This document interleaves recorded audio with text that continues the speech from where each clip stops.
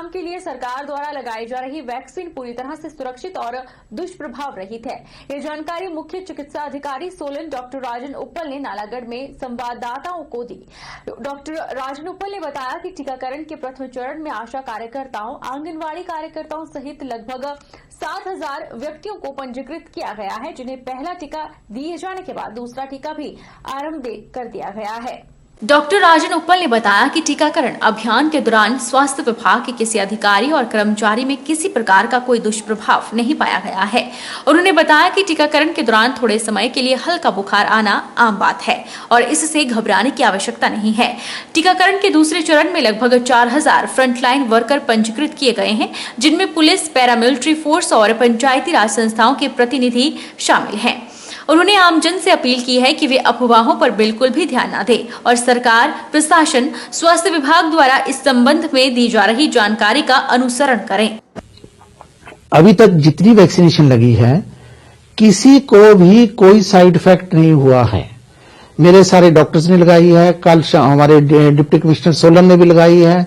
किसी किस्म का कोई साइड इफेक्ट नहीं हुआ है और अब दूसरी डोज भी हमारे डॉक्टर्स ने लगा ली है। जिनका नंबर आ गया है, तो वो सारे के सारे बिल्कुल पूर्णतः इससे ठीक है, किसी को कोई नहीं साइड इफेक्ट हुआ है।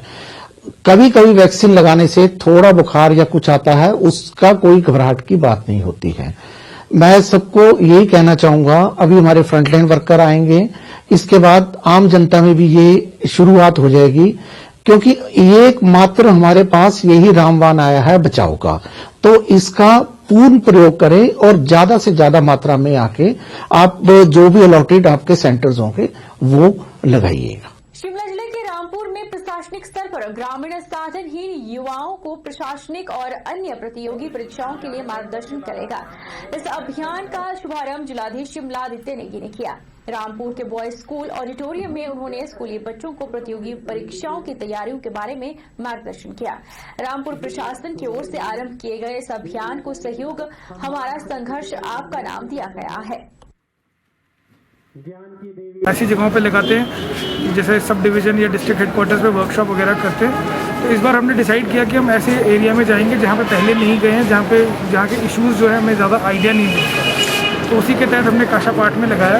वहाँ पे जो इश्यूज़ मैंने देखे, प्राइमरीली लोगों के इश्यूज़ थे रोड के रिगार्डिंग, और उसके अलावा जो कुछ जो हमारा जल सप्लाई के रिगार्डिंग कुछ इश्यूज़ थे, और ज़्यादातर इश्यूज़ जो थे वो रिपेयर और मेंटेनेंस के इश्यूज़ थे। जैसे जो भवन वगैरह वहाँ बने हुए हैं उनका रिपेयर मेंटेनेंस के थे कुछ। केंद्र सरकार की महत्वपूर्ण प्रधानमंत्री किसान सम्मान निधि योजना के तहत सिरमौर जिला को देश भर में दूसरा स्थान मिला है।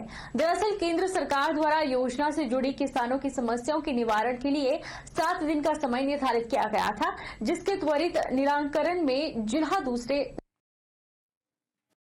किसान सम्मान निधि योजना जो भारत सरकार की योजना लघु और सीमांत किसानों के लिए है।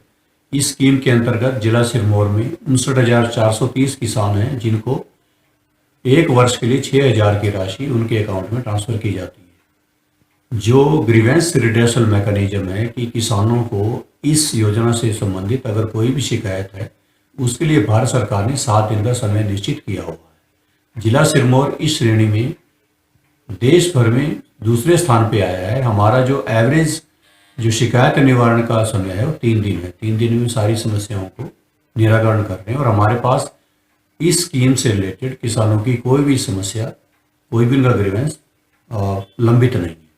तो भारत सरकार से जिला सिरमौर को इस कैटेगरी में 2nd अवार्ड के लिए मनोनीत किया।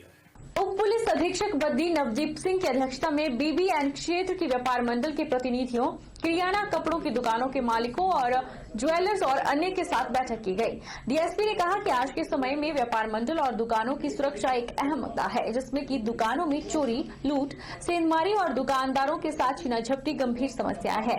इसलिए पुलिस के साथ साथ दुकानदारों का भी कर्तव्य बनता है कि दुकानों में अच्छी गुणवत्ता के सीसीटीवी कैमरे लगाए जाएं। तभी बाजार में आदमी आएंगे खरीदारी करने के लिए। आज एक मीटिंग होल्ड की गई थी, जिसमें हमारे बीबीएन के सारे लोकल शॉपकीपर्स, ट्रेडर्स, हमारे ज्वेलर्स और मोबाइल शॉपकीपर्स को बुलाया गया था। और उनके सामने पॉइंट रखा गया कि किस तरह से अपने दुकानों की सिक्योरिटी को और ज्यादा अच्छे से कर सकते हैं। इसके लिए सीसीटीवी कैमरा इंस्टॉलेशन और सिक्योरिटी गार्ड की डिप्लॉयमेंट के बारे में बात रखी गई। उन्हें समझाया गया कि सीसीटीवी के कैमरा की मेंटेनेंस बीच बीच में बहुत जरूरी है और इसको लेके लगातार पुलिस प्रशासन जो है आपके बीच में जाता रहा है, तो इसको आप सीरियसली लें ताकि ओवरऑल सिक्योरिटी का एटमॉस्फेयर बना रहे इलाके में। शक्तिपीठ ज्वालामुखी मंदिर में विश्व कल्याण, विश्व शांति और वैश्विक महामारी के नाश के लिए 9 दिन से चल रहे माघ अष्टमी गुप्त नवरात्रों का विधिवत समापन हो गया। यज्ञशाला में एसडीएम अंकुश शर्मा, मंदिर अधिकारी और 71 पुजारियों ने वैदिक मंत्रों से हवन यज्ञ किया, आहुतियां डाली और कन्या पूजन भी किया गया। शक्तिपीठ ज्वालामुखी मंदिर में विश्व कल्याण, विश्व शांति और वैश्विक महामारी के नाश के लिए 9 दिन से चल रहे माघ अष्टमी गुप्त नवरात्रों का विधिवत समापन हो गया। पुजारी अभिनेंद्र ने बताया कि नवमी के दिन सिद्धिदात्री का पूजन किया गया और गुप्त नवरात्रों में गणपति का 1.25 लाख, गायत्री 1.25 लाख, बटुक भैरव 1.25 लाख, ज्वालामुखी मूल मंत्र 1.25 लाख की संख्या में जाप किया गया। इसके साथ दुर्गा सप्तशती के 100 पाठ भी किए गए। उन्होंने बताया कि मां के आशीर्वाद से विश्व में शांति और जन कल्याण की भावना लोगों में हो और वैश्विक महामारी कोरोना का नाश हो, इसी उद्देश्य की कामना के लिए अनुष्ठान किया गया। इन नवरात्रों में पूजा अर्चना, जप पाठ करने से गुप्त सिद्धियां प्राप्त होती हैं। और आज जो हमारे नवरात्रों का समापन हो रहा है, यज्ञ के उपरांत कन्या पूजन के बाद कलश का विस्थापन होगा और उसके बाद महामाई से प्रार्थना करेंगे कि ये जो हमारा यज्ञ है महामाई स्वीकार करे और पूरे विश्व में जो ये कोरोना रूपी महामारी है इसका विनाश करे और सबको सद्बुद्धि प्रदान करे। विधिवत पूजा अर्चना और हवन यज्ञ करके नवरात्रों का समापन किया जा रहा है और इस मनोकामना से ये समापन किया जा रहा है कि माता ज्वाला का आशीर्वाद सबके ऊपर बना रहे।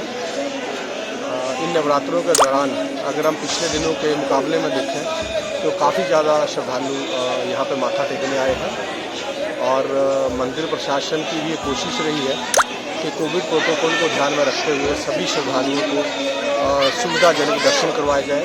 हिमाचल प्रदेश के मुख्य सचिव अनिल खाची 2 दिवसीय दौरे पर लाहुल के खंगसर पहुंचे। स्नो फेस्टिवल में पहुंचने पर मुख्य अतिथि का लाहुली परंपरा के अनुसार स्वागत किया गया। मुख्य सचिव ने घाटी में प्रवेश करते ही आराध्य देव राजा घेपन के दरबार में माथा टेका। उन्होंने पर्यटन क्षेत्र में हो रहे कार्यों का अवलोकन करते हुए गोंदला के स्नो क्राफ्ट की कलाकृतियों और स्कीइंग की गतिविधियों का भी जायजा लिया। बहुत ही सुंदर प्रकृति है और यहाँ का इतना बहुत ही इंटरेस्टिंग कल्चर है और बड़ा यूनिक कल्चर है जो सदियों से रोहतांग दर्रे की वजह से बाहर की जो जनता है, बाहर के लोग हैं, उनके लिए एक्सेसिबल नहीं था, लेकिन अब टनल बनने से एक्सेसिबिलिटी बढ़ गई है। तो निश्चय ही ये प्रयास रहेंगे कि इस संस्कृति को संजोए भी रखें और आने वाले लोगों को अच्छी तरह से इससे परिचित भी कराएं। वक्त तो चला है छोटे से ब्रेक का। ब्रेक के बाद फौरन लौटेंगे, अब बने रहिए हमारे साथ। अरे चुप क्यों हो गए? माइक टेस्ट टेस्ट भैया जी का माइक टेस्ट टेस्ट। आज का मैच तेरी बैटिंग का असली टेस्ट है। टेस्ट टेस्टिंग टेस्ट टेस्ट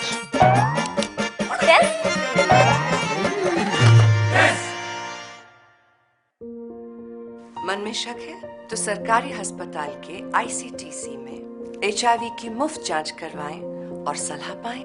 ये सब बिल्कुल गोपनीय है। अगर टेस्ट पॉजिटिव निकले तो मुफ्त चिकित्सा के लिए ART सेंटर में जरूर रजिस्टर कराएं। HIV के साथ भी आप सामान्य जीवन जी सकते हैं। तो लीजिए एक कदम जिंदगी की